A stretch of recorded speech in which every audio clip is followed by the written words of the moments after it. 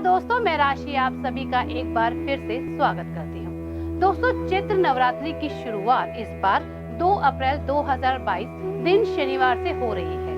इस साल चैत्र नवरात्रि पूरे 9 दिन की है। चैत्र नवरात्रि चैत्र महीने के शुक्ल पक्ष की प्रतिपदा तिथि से प्रारंभ होती है और नवमी तक चलती है। दशमी यानी 10वें दिन को इसका उद्यापन किया जाता है और व्रत को पूरा किया जाता है। कई बार तिथियां घटती और बढ़ती रहती हैं। कोई तिथि 24 घंटे से अधिक होती है तो कोई 12 घंटे की होती है। इसलिए नवरात्रि कभी पूरे 9 दिन की तो कभी कम होते हैं। शास्त्रों के अनुसार नवरात्रि के दौरान माँ दुर्गा की आराधना परम सुखदायी होती है और नवरात्रि माँ दुर्गा को अत्यंत प्रिय है।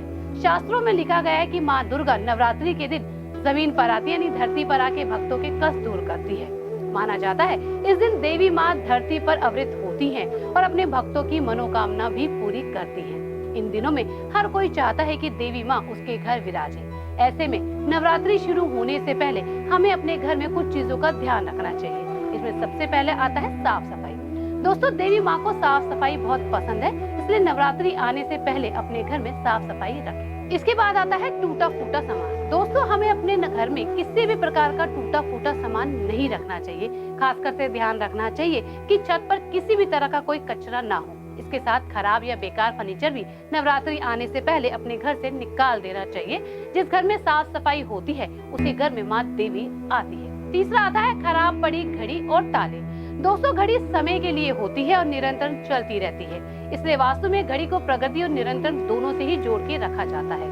यदि आपके घर में भी टूटी फूटी घड़ी है या कोई घड़ी जो बंद हो गई है, या तो उसे घर से बाहर निकाल दे या उसे ठीक करा ले। कहा जाता है कि बंद घड़ी घर में नकारात्मकता लाती है, आर्थिक तंगी लाती है और आपको बाधाओं का सामना करना पड़ता है।